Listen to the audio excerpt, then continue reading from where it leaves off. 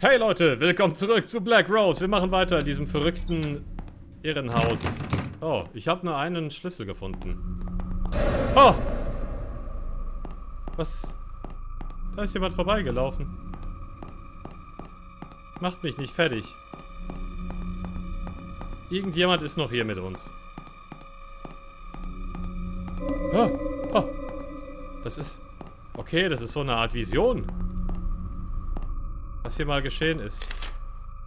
Den hatten wir schon. Oh Gott, mir fröstelt's überall. Ich habe überall Gänsehaut. Ja, überall. Mrs. Rains, bitte sagen Sie Ihrem Sohn, dass er aufhören soll, während des Grabservices unter dem Tisch zu spielen. Es stört und beleidigt oder regt die trauernden Familien auf.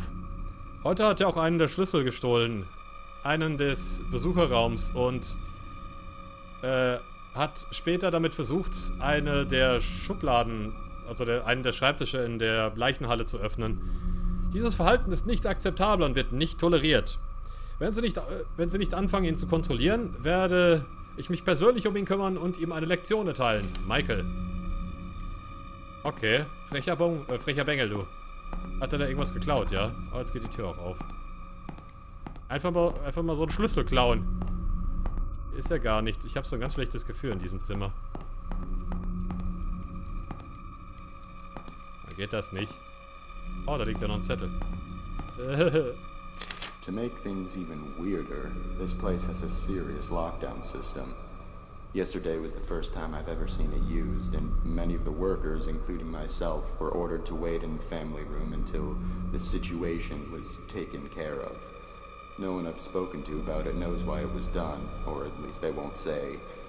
All I know is that these safety glass windows and electronic gates appear to be designed for keeping things in rather than out. I was the first responder that day. I was the first and only person to make it to Myrtle's side before she passed away.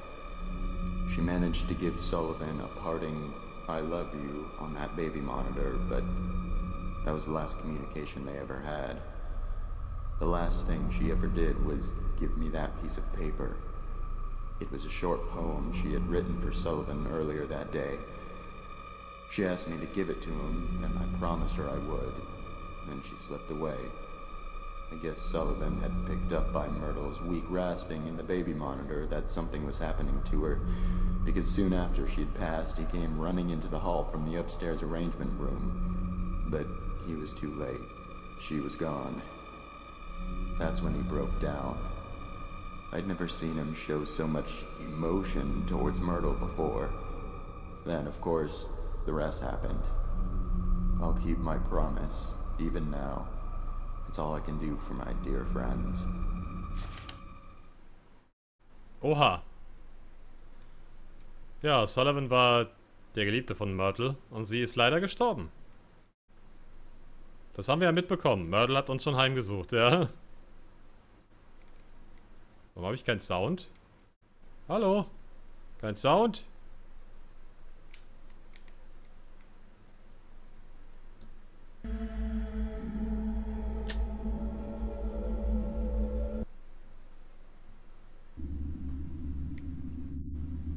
Ja, das haben wir schon mitbekommen.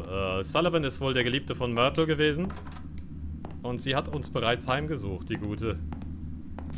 There are a lot of strange... She was often depressed. Nee, warte mal. There are a lot of strange things I've seen around this place. For instance, the fireplace that isn't even a real fireplace. It's some kind of ladder shaft, but there's a tough metal grate fastened over it that appears to be controlled electronically, most likely by the lockdown system. I'm assuming the shaft leads down to the basement, but it must have been sealed off because it's not accessible from anywhere down there. Another thing I've started wondering about is a metal handle that's been sitting on Michael's desk for about a month now. I asked about it once out of curiosity, but he avoided giving me a direct answer. He told me it broke off of something. I had already assumed this, seeing as it's covered in dirt and rusted around the edges where it had clearly been attached to something for a very long time. Perhaps the biggest mystery I've encountered here is the place Myrtle always went for privacy. She was often depressed, so she was always going into the downstairs hall on her way to wherever it was she went to be alone. However, she seemed to vanish. The only place she could have gone from that hallway is down into the basement, but I went down there one day to ask her something and I couldn't find her. I'm wondering if there's a secret room somewhere down there. After all, I did learn from Michael that this building is from the 1600s, long before it was ever a funeral home. Buildings as old as this one sometimes have quite a few secret areas. Krass, es gibt ja also Geheimtüren und Geheimräume und diese Leiter. Ich muss irgendwie... They still haven't buried Noch mehr them. Text. Sullivan has been lying in his coffin now for 2 days and Myrtle for 3. Because Conrad refused to touch Myrtle's coffin after her funeral, it had to be put aside so Sullivan could have his. Conrad still simply doesn't want to have anything to do with the burial of either of them, even if all he's doing is preparing a future grave without actually touching the coffins. I'm starting to wonder if he had some type of unpleasant encounter with Myrtle and Sullivan's coffins, or he heard some absurd rumor about their corpses. What's sad is that Myrtle and Sullivan don't have relatives who care enough about their burials to actually do something about this. Michael was embarrassed to have to tell all the relatives and friends that the actual burials couldn't be held yet. Even so, none of them objected. Maybe they just didn't see a point in doing so, considering the person they would be doing it for is already gone. I don't know. As far as feeling nervous around coffins, I do get a strange vibe now in the visitation room. The atmosphere in there is starting to feel different. The air feels heavier, a little bit oppressive even. It seems to be more noticeable today than it was yesterday. I'm not quite sure if I believe in ghosts or not, but it seems to fit what I've heard before about locations having uncomfortable, negative energy due to evil or extremely upset spirits. Maybe it's just normal stuffy air. There aren't any windows in there, and it is the middle of summer. Ja, die beiden wurden nicht mal begraben, nachdem sie schon ein paar Tage im Sarg lagen. Das ist ja schön. Und kein Schwein hat's gekümmert. Von ihren Verwandten. Ja. Immer noch kaputt, die Tür. Da liegt schon wieder Text. Ach Leute, ihr wollt jetzt nicht die ganze Zeit Text, oder? It turns out that Devin got into the morgue by stealing Sullivan's key card from the office. Mrs. Raines had been in there and forgot to lock it when she left.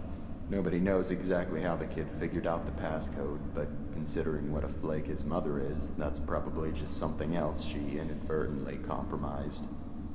They're burying Sullivan with a few of his belongings from the funeral home. I guess because he had worked here for so long and was so loyal to his job.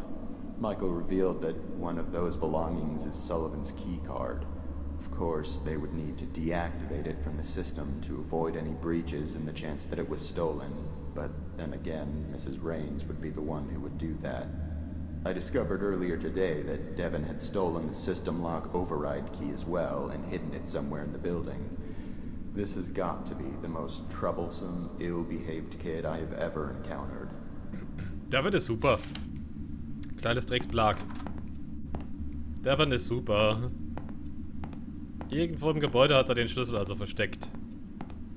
Und ich darf ihn jetzt suchen, richtig? Richtig.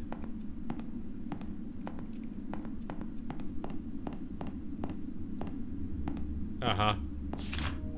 Grief-stricken man killed by train after blinding himself. What?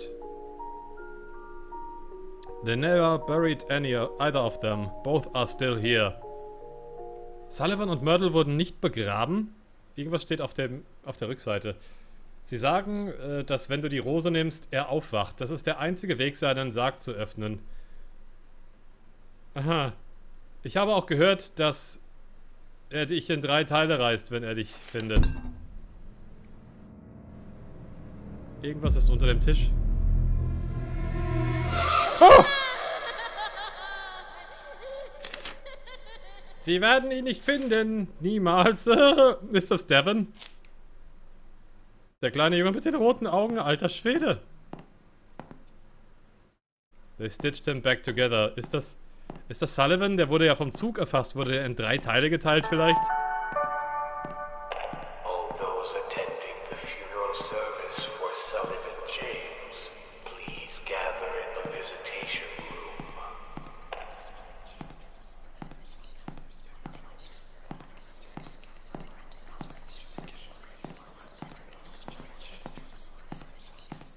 Oh Gott, ist das creepy. Alter Schwede. Oh! Oh Gott. Meine Fresse macht das doch nicht immer. Oh, puh. Mir läuft's echt den Rücken in die Arschritze.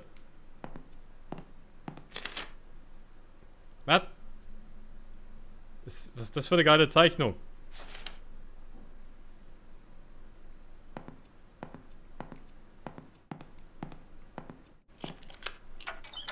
Und tschüss, Schloss 2.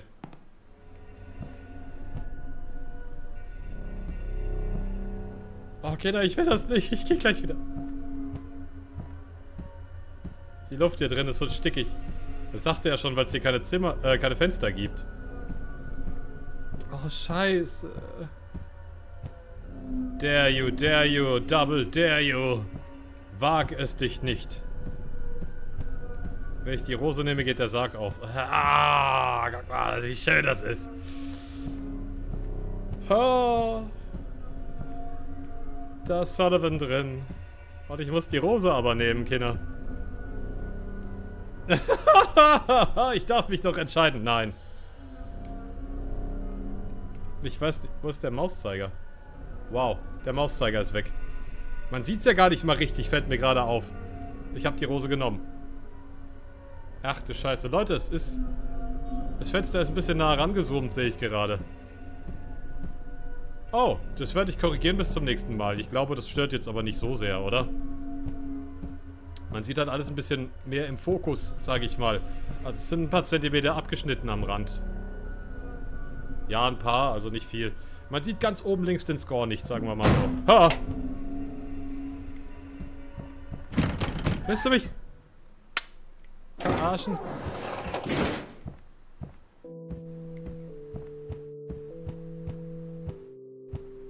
Sullivan James was blind as a bat. Sullivan James fell down flat. Sullivan James is withered and blue. Sullivan James is coming for you. Oh. Oh.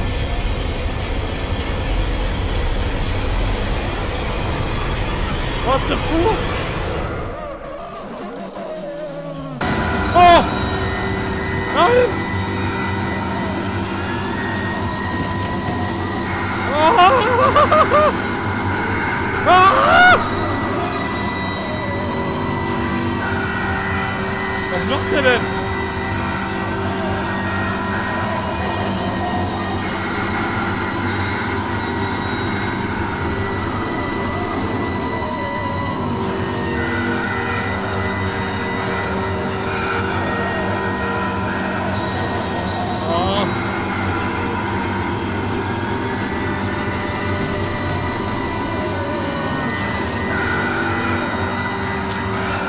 Ich hab den Schlüssel. Oh.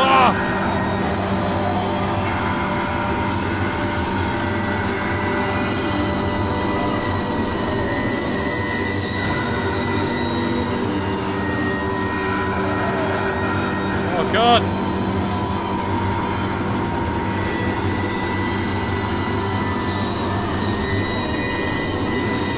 Alter Schwede, ist der schnell.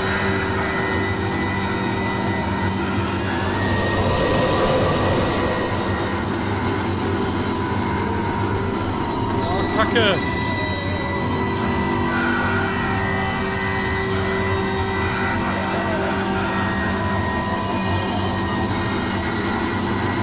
Oh!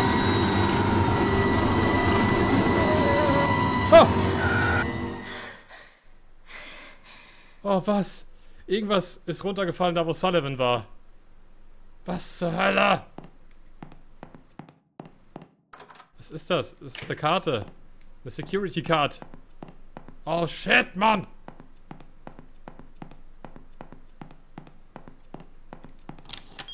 Karte... Ja, wie kann ich... was für ein Code?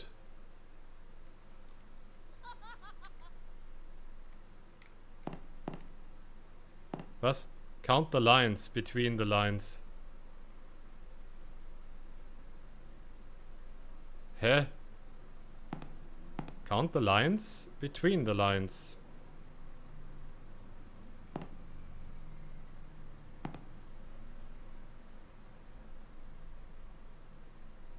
Eins, zwei, drei.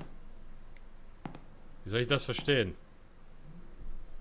Zähle die Zeilen zwischen den Zeilen.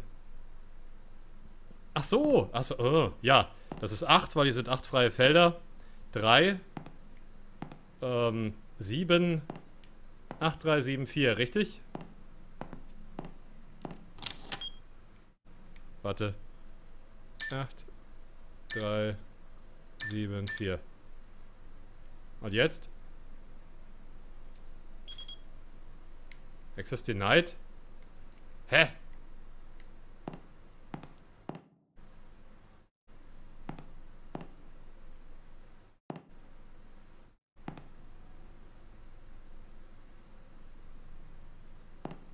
Acht, drei, sieben, vier. Ist das falsch?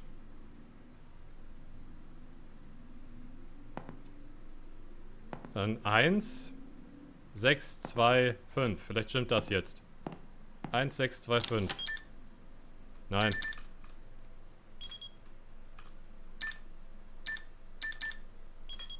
Auch nicht.